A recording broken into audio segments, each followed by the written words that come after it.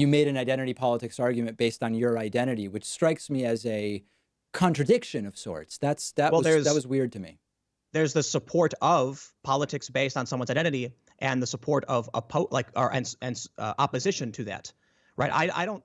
And let me make clear, some identity politics are absolutely a good thing. It's identitarianism that's a bad thing. So maybe that's. So I tell people this: authority is a good thing. Like when a doctor tells you, "Hey, there's someone injured. Put your hand on the wound." That's true authority. You'll just do it. You know they're right. Okay. But authoritarianism is a really, really bad thing. So telling someone in our society you cannot factor in race in terms of public accommodation, that's a violation of civil rights. I like that. When you say we're absolutely going to factor in race, I don't like that. So it's nuanced, I guess, right? And does anyone who's saying that we have to factor in race when it's not a relevant factor? The ACLU, when they supported affirmative action at Harvard, which lumps all Asians, Indian, Chinese, Laotians into one category, and I find that offensive as an Asian person. And so when I come out and say— But Tim, that's an identity to say. You should be able to argue whether it's offensive or not offensive, right or not right, without saying because you are part Asian. You find that's identity politics, which you claim to be against. David Pakman has been having a rough time lately going on different shows, debating people and getting challenged hard. In this one it's Tim Pool joining the David Pakman show and things get heated fast. Tim Pool completely turns the tables on David Pakman, especially when they dive into identity politics and other big topics the woke left keeps pushing. Let's jump into this clip from the David Pakman show where Tim Pool goes head-to-head with David Pakman, and it's a wild one. People are right now taking a quote from Vox.com to make it seem like I am an anti-Semite so they can get me removed from my bank account and stuff. That's not coming from conservatives. It never has. That's fair. That's totally fair. But I guess what's important to me— I will go through these videos, though. I will. So forgive me. And I actually don't need you to do an accounting of each video. For me, it's more, if I look at your channel and 85% is criticisms that are what I would consider relatively niche in terms of their existence on the left, it doesn't strike me as someone whose priorities are center left to say, here's what I think 85% of my channel should be. But here's the thing. Tulsi Gabbard denounced identity politics outright with Michael Tracy. She said straight up, it's divisive, it's bad for us. Okay. Identitarianism is one of the biggest things that I have a problem with due to my family history being, I know it's kind of a meme, but mixed. And this comes from— when we look at affirmative action— But Tim, isn't that identity politics? You're saying your view on this is informed— you're against identity politics as informed by your identity. Yeah, it is what it is. I'll put it this way. I am not permitted the left nor the right allow me an identity. So what that does is it kind of ostracizes me. And what I find recluse— not recluse, but what I find safe harbor, I guess, is the fact that the U.S. actually had protections against discrimination based on race in these things. So for me, someone who's experienced it from both directions, I'm apprehensive towards either direction. When I have the left telling me I'm a white male and the right telling me I'm a mudblood, I'm not going to be happy. Fine, with but Tim, so I have the left saying I'm not Jewish, I'm white, and I have white privilege, and I have the right saying I'm not white, I'm Jewish, and Jews are a race that is really bad, and we should be really— so the fact that— but that doesn't make me all of a sudden say I'm going to do 85% of my videos and criticize the left. You know what I mean? No, I think it's what you personally find important, right? If you watch any of my videos, so here's the thing. Yeah. Subject matter doesn't dictate politics, simply because you've got, who's, and again, it's my opinion, but when I say who's trying to remove people from the internet, it's not like Nancy Pelosi. It's a particular sect of a group of progressive, more far left individuals who's trying to get people removed from their banks, who's trying to get people banned, who's arguing in favor of regulation that restricts speech. It's not conservatives and it's not moderate Democrats. Okay, but a lot of your stories don't relate specifically to that issue. But let's not belabor it. I do find it sort of interesting, though, that in the same sentence that you said you're against identity politics and that's why you like Tulsi, you made an identity politics argument based on your identity, which strikes me as a contradiction of sorts. That was weird to me. There's the support of politics based on someone's identity and the support of opposition to that, right? I don't.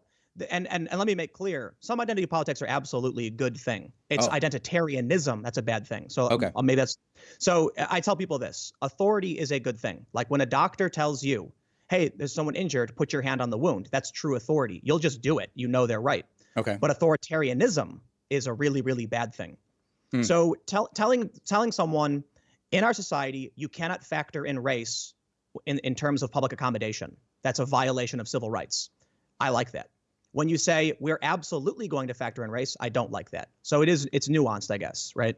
And does anyone who's saying that we have to factor in race when it's not a relevant factor? The ACLU, when they supported affirmative action at Harvard, which lumps all Asians, Indian, Chinese, Laotians into one category, and I find that offensive as an Asian person. And so when I come out and say, but Tim, that's an identity to say you should be able to argue whether it's offensive or not offensive, right or not right, without saying because you are part Asian, you find like that's identity politics, which you claim to be against. I agree. And I think the clarification then, I think what we're discovering here is that it's not so much the core idea of identity politics, it's the application of in ways that either is reductive or authoritarian. So let me frame it this way. The civil rights movement, paramount, 100% important. It's the only reason my family was able to live in this country without threat of law, because miscegenation laws made it illegal for my family to live together. It was identity politics that ended that. But that was the end of identitarianism, where they actually said this for this race, this for that race. And so we implemented laws that said you can't do X based on these characteristics. I like that. It's not perfect. But now we're seeing, particularly, I think it's Harvard, where there's this really common idea of all race is one thing. And that's just not true, right? So but that's totally separate from identity politics. You know, I actually think Tim Pool made a solid point here on the David Pakman show. When they started talking about DEI, Tim brought up how some groups, like Asian students, often get overlooked in these conversations. It's an issue that doesn't get talked about enough. He mentioned that in certain academic settings, some really talented students might miss out on opportunities because of how DEI policies are being applied. And that's a fair topic to discuss. What kind of long-term impact could that have if we're not focusing purely on merit and qualifications? I appreciate that Tim Pool brought that perspective into the discussion with David Pakman, because it's something a lot of people might not even think about. So I think we're clarifying the issue in that case then, right? So if I think to reduce it to simple identity politics is more of a tribal signifier. Like if I say to certain people identity politics, they nod and they understand. And I think what you're bringing up, it's actually really important because we're seeing how language kind of divides us more. Well, but I didn't bring it up. All I'm bringing up is that twice now you're in the context of saying you're against identity politics, you brought up your identity as the basis for why you feel the way you do, which seems to me like identity politics. And so I guess to clarify, I think it's wrong to judge people based on the color of their skin, and we should judge them based on the content of their character. Okay. So to me, to my interpretation of identitarianism, based on its root definition as identity-based government, would be the government saying this for this race, that for that race. That to me is wrong. Okay. So when you see like certain groups advocating that we should factor in race for college admissions, I think that's wrong. I think we should judge individuals based on who they are, and one of the reasons for this is that it doesn't matter what your skin color is. It doesn't matter if you're gay, straight, trans, or whatever. You can be rich or poor. And if we start acting like the true signifier of someone's capabilities or someone's privilege is what color their skin is, that's when things are devolving into overt racism, because you're going to have particularly wealthy, say, Indians, millionaire, high caste individuals who come to America and claim that the middle class working family who's white has more power than they do. And this argument starts getting, it's dangerous. Yeah, well, we want to take care of the poor. We can find counter examples where the more prominent historical narratives aren't true, but I think we need something stronger to make a sort of broader indictment of what policy might be. But because we're kind of now getting into what we were originally going to talk about, so let's explore part one of censorship and discrimination, etc. There are identity elements that are protected classes under the law. Some of them are protected under the 1964 Civil Rights Act. So I believe, going from memory, race is protected under the 64 Civil Rights Act. I believe nationality comes from the 1964 Civil Rights Act, and some others. There are others, like, for example, age. Age is a protected class on the basis of the Employment Discrimination Act of 1967. The exact origin of each category doesn't matter so much as the point that this is what the law currently says. Is that something you are in agreement with, or do you think those laws are problematic? Civil rights protections? Yes, on the basis of the categories I listed. I don't want to be reductive, but I would say at first glance, absolutely civil rights, expanding them even. I think like the Equality Act, for instance, important, but I often bring up the caveats that we have to be careful about because we're trying to protect everyone's rights, and we have to make sure we don't overlap in certain areas, like overt Christians who believe that gay people shouldn't be married, claiming that's their right when it doesn't interfere with their lives. It's so that's not an argument. No, it's not. But what I mean is, you believe that it should be that employers and businesses should not be able to discriminate against employees and customers on the basis of the religion, for example, or absolutely. their status as veterans or race or whatever. Well, status as veterans, I don't know enough about. Well, I was going to get into that. So I was going to ask you, are there any categories of protected class that you actually don't think should have protected status? I don't know. Okay. I mean, I have two that I'll bring up. There's two that for me are question marks, and I'll tell you why. Yeah. One is religion, and I go back and forth on it for the following reason. On the one hand, we have a country where freedom of and freedom from religion is a very important characteristic of how the country was established. So to say religious belief or lack of religious belief should not be protected, it seems problematic to me in some ways. On the other hand, religion is self-professed. Now, you can say if you're born into a Catholic family, to choose not to be Catholic anymore is different than to be born agnostic and to choose to continue being agnostic. But religion is self-professed, and on that basis, I do have a question mark around whether religion should or shouldn't be a protected class. I don't have the answer. I think it should be.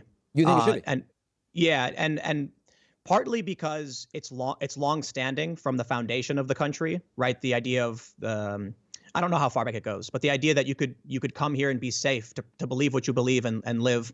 There is a challenge though, because what's to say? I think someone actually did this. They tried claiming that Trumpism was a religion and they believed Trump was the Messiah, and a judge told them no. Well, that's a bit of a cartoonish thing, but you first said you think it should be because that's the way it's been for a long time. That's an argument just to continuing to do things because it's the way we've done them. I mean, black people used to be slaves too. Yeah. Right. So the idea with religion is that we've created a society where we have numerous religions. Right. And we've created an umbrella over all of them saying you can't do these things, but you can participate in public if you believe something. And so for the longest time, we've had Christians who believe, biblical Stone Age ideas and contradictory ideas. The same is true for Islam, Judaism, and many, many other religions. I'm just calling out Abraham specifically because it's the easiest one to point to. Well, we need to live together.